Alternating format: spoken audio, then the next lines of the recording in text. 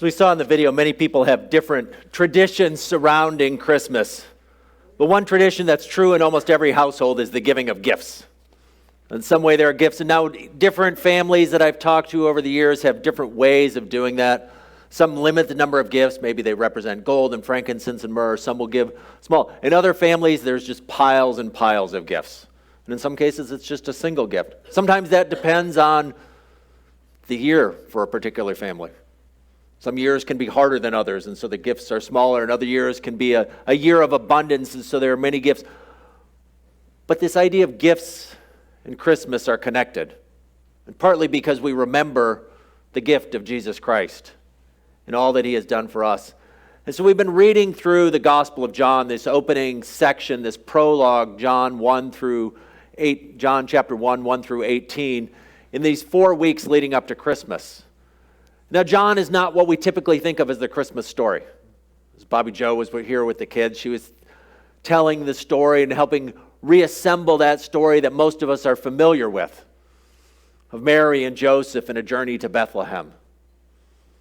There being no room for them, of angels coming to these shepherds out in the fields, and the shepherds going and seeing this, and later of Magi, or these wise men coming and visiting Jesus. And that's so much of what we think of as the Christmas story. And those are told in other parts of our Bible. We have these 4 stories of the life of Jesus: Matthew, Mark, Luke, and John. 4 Gospels, 4 stories of the good news of Jesus. And in Matthew and Luke, where we find these traditional stories, but John is very different. John doesn't start that way. John starts with these words of, "In the beginning was the Word, and the Word was with God, and the Word was God." And it doesn't sound at all like the Christmas story, but as we've been looking over these last few weeks, we've seen that it tells the story of Jesus, that it's all there. And so 3 weeks ago, we introduced this opening line: "In the beginning was the Word, and the Word was with God, and the Word was God, and that through him all things were made, and without him nothing was made that has been made."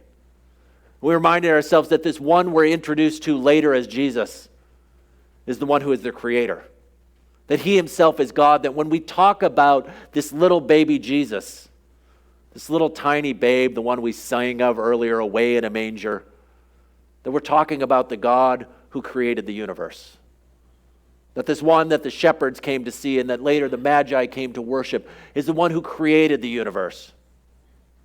The next week we talked about this man. When John says there was a man sent from God, his name was John. And then he came as a witness to testify concerning the light. And so we heard and we reminded ourselves that this man, John, this ordinary man in the middle of this great story, was sent to tell about Jesus. And in the same way, we're sent.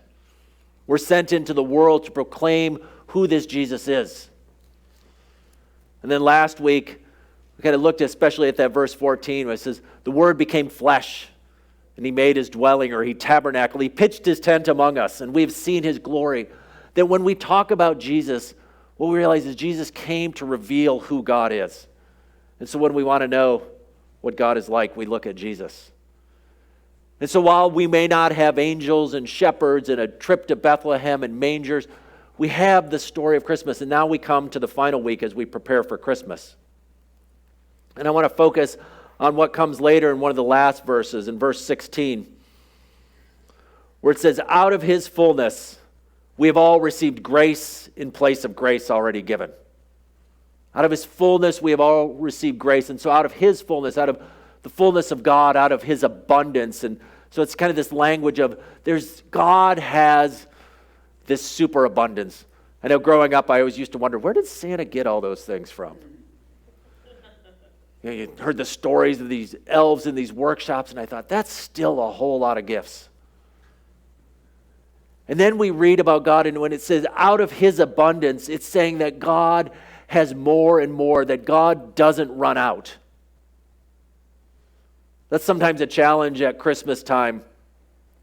I remember growing up, maybe it was Beanie Babies or Cabbage Patch Kids, or now it's a PlayStation 5 or whatever it is, but sometimes there's that gift that you want to get for yourself, maybe for a child or a grandchild, but you can't find it in a store anywhere. You say there aren't anymore, and we've experienced in the midst of this pandemic supply chain issues. And we've all learned about these strange economic things that we didn't care to think about a couple years ago. about giant container ships and why there isn't any toilet paper in the store. But when we read the story of the Bible and we hear these words that out of his fullness, we realize that God has no supply chain issues. There's not a matter of going to God and God saying, "I'm sorry, I'm out right now, but could you come back in a week?" But instead he's saying, out of his fullness, we've received grace upon grace, or really we've received gift upon gift. We've been told about this Jesus who's full of grace, and this is the God who continues to give. And it seems like verse 17 might be a contrast where it says, the law was given through Moses, grace and truth came through Jesus Christ. And there's a temptation we want to put a but in there. For the law was given through Moses, but grace and truth, as if there's a contrast between those things. But John isn't saying that. John is saying these are all gifts. That God revealed himself through Moses.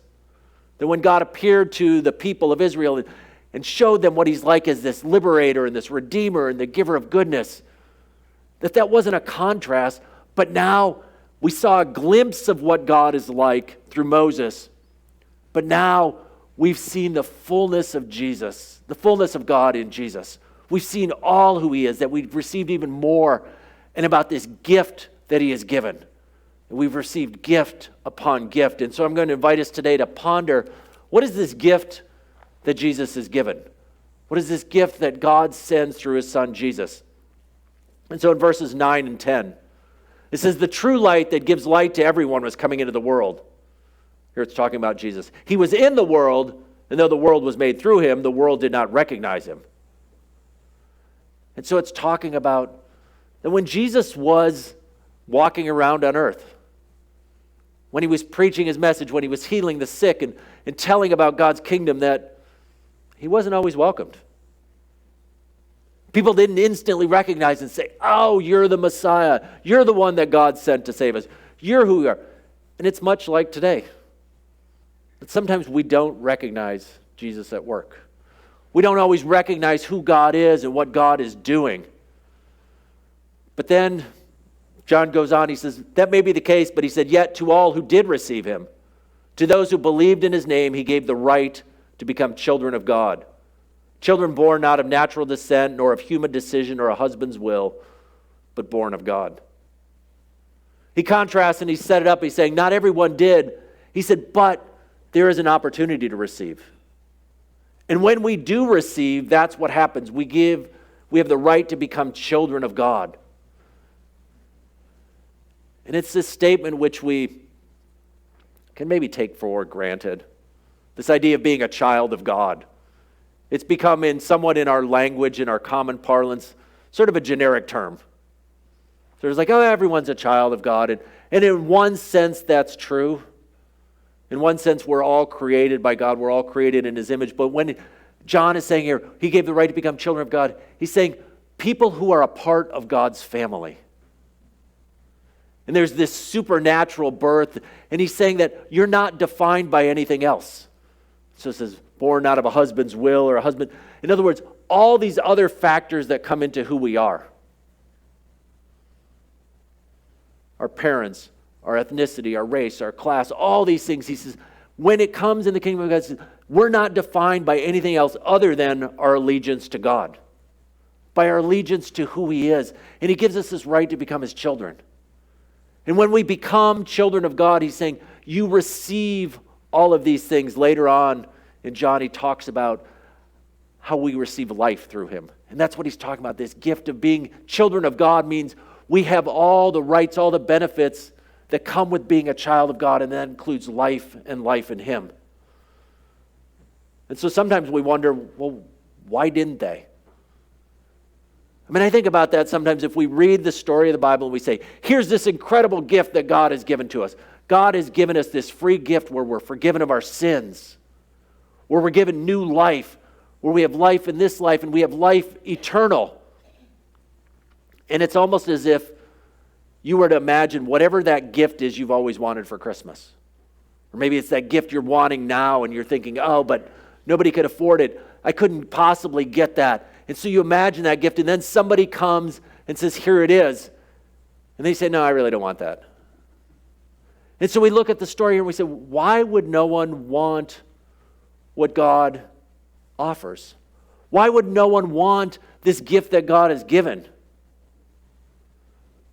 Here we're saying that Jesus enters into the world and gives this incredible gift, the gift of life, the gift of peace, the gift of joy.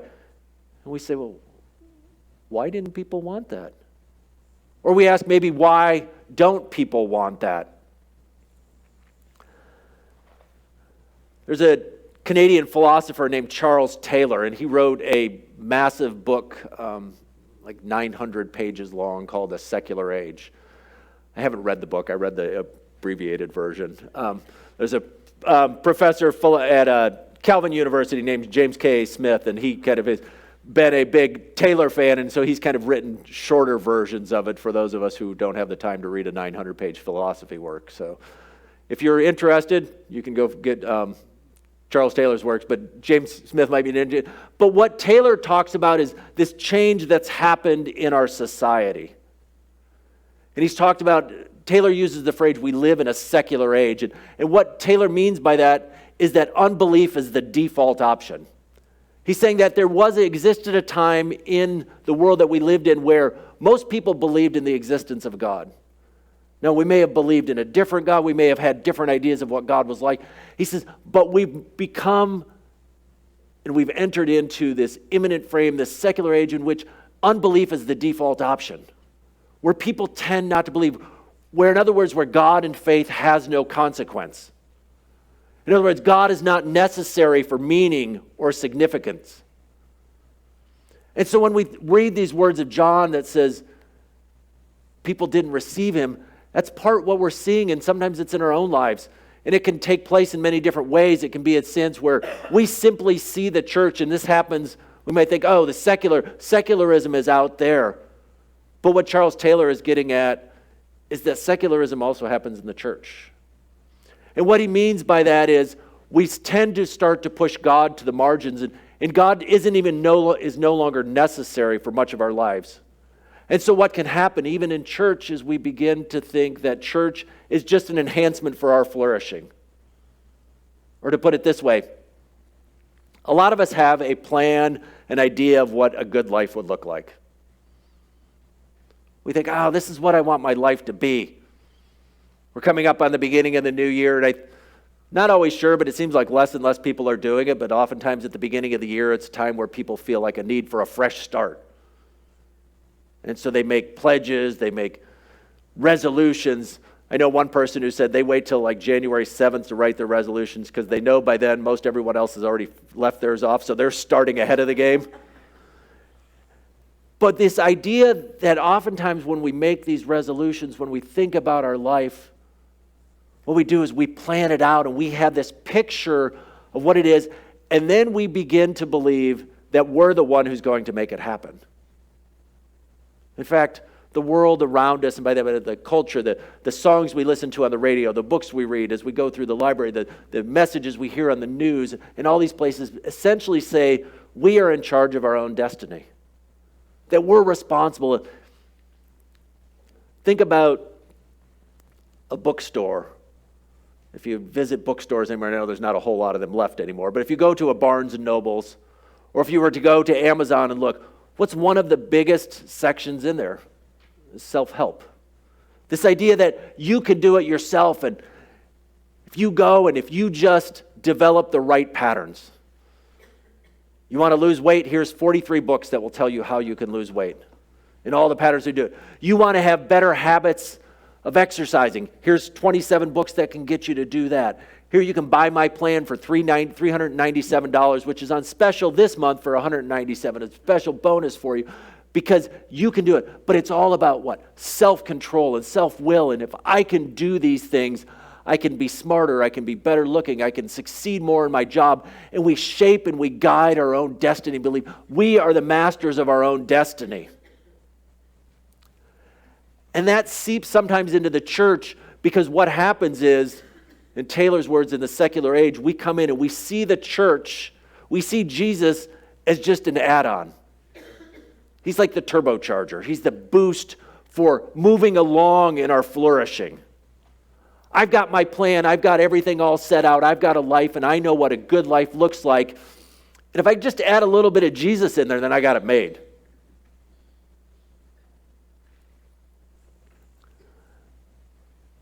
And what the message of the Bible and what John is getting at is he's saying there is no life.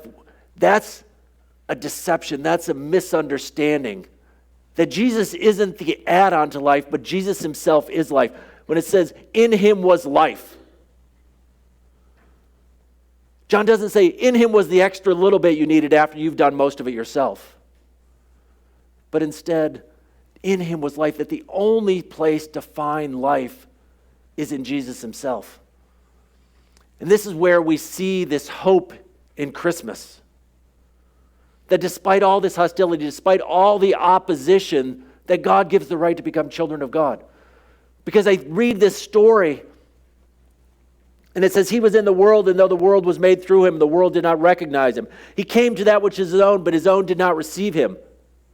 Imagine traveling to your best friend's house or to your family's house or somebody you know, and you're expecting full well that you're going to show up and they're going to welcome you and sit you, and you show up at the door and they're like, go away. And they slam the door on you. And that's the story that's told here, is that Jesus came to his people, to the people of Israel, and to all the world that was made through him, all the people, and the people rejected him.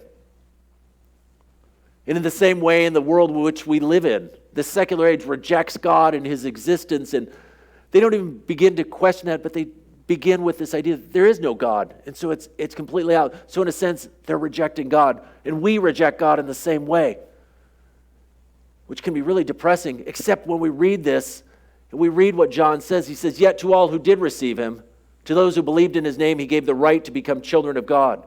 Children born not of natural descent, nor of human decision or a husband's will, but born of God. And so here's where the hope of Christmas begins to come in. We might begin to think, oh, well, nobody's receiving God. If Charles Taylor is right, if he wasn't wrong in these 900 pages that he wrote, that people don't even see a need for belief in God, what's the point? And that's the point, is that Jesus came into the world and that he still gives us that option. He doesn't say, oh, you've turned away from me, so I'm going somewhere else. But the message of Christmas is that God is persistent.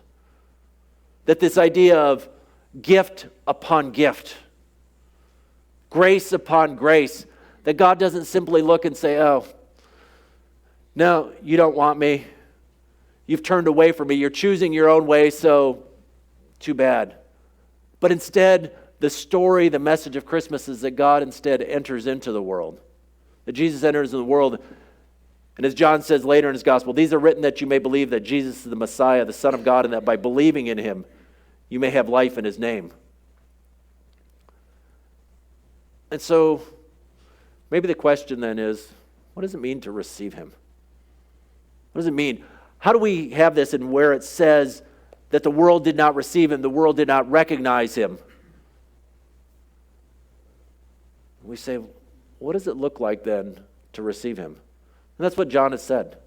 He said to believe in his name. And these are kind of churchy words, aren't they? Church language like, oh, I believe in Jesus. And I said that Taylor talked about like belief in God as an option. But there's different kinds of belief, aren't there? There's the one kind of like, I can believe in something. I can believe that something is true. But then there's the belief that acts on that belief. There's the kind that says, I don't simply know it up in my head. I don't simply think of it as an idea. I don't simply think of it as a concept, but I believe it. So it would be one level of belief to simply say, yeah, I believe that 2,000 years ago there was a little boy born and placed in a manger as his parents fled from the Romans, and that he ended up in Egypt, and that maybe he lived and he taught some people. I believe that. I believe it as a history. And maybe even you could believe that, yeah, that he died on a cross, and then a few days later, the tomb was empty, and we're not sure how to explain it. And so you can believe that in the same way that you believe that events happened in history. You believe that America gained its independence from Great Britain, or that there was a war fought against the Nazis, or that whatever event in history that you choose to think about. And that's one kind of belief, but that's not what John is getting at here. When he's saying we receive him, we believe in him, it's this idea of putting our trust fully in Jesus. To say, I believe that he is the creator, that he is God, and then I am giving my allegiance to him. I've come to like that word as a way to think about it. To say, give my allegiance to him, to put my belief in him is to trust that he really knows the way. To say that he is the true light, that he is the source of life, that Jesus is not just an add-on, but if I want to have life, that's the only place to have it. That I can't be content to simply say, oh, well, I'll use Jesus as a little bit of extra, a little bit of spice when things aren't going so well, then I come to Jesus, but instead to say, I am going to go to Jesus for all of my life. To give my allegiance to him, to say that he is the one who has given me life. And so when John is telling us the Christmas story, perhaps there's a reason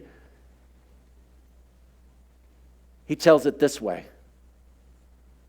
Because he wants to remind us not simply of the events of Christmas, but he wants us to remind us of the significance. That this one named Jesus who was sent is the source of life.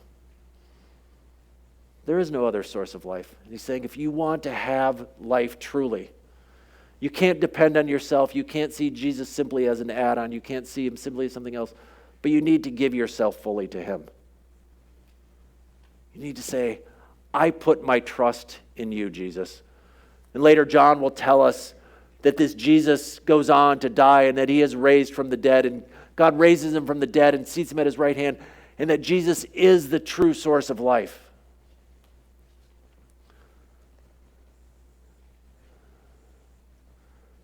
So to become a child of God is to receive him, to put your trust in him. And so that's God's invitation to us this Christmas season. To not trust in other things, to not put those other things, to not turn him away, but instead to receive him. To believe in his name, to believe that this Jesus is the source of life. That he is the one who gives gift upon gift. Maybe you don't feel like you deserve the gift. Maybe you feel like, I'm not sure. And that's what John is telling us. That it's gift upon gift. Grace upon grace. Out of his abundance. It's not as if God gets down the line of people and you see these people and it's like, oh, I got grace for you, grace for you, grace for you, and sorry, I ran out. But there's never a shortage. But this abundance of grace, this abundance of gift that God gives, gift of a son, gift of life in him. So in this week, as you prepare for Christmas, and as you think about the gifts that are yet to be bought and the gifts that need to be wrapped and what gifts you're going to receive and whether or not you've got all those other things figured out, I'm going to invite you to spend some time and reflect on the ultimate gift that God has given to us. The gift of life, the gift of hope, the gift of peace, the gift of joy, the gift of life eternal in Jesus Christ. And may you receive that gift. May you put your belief in his name and in him have life. Amen.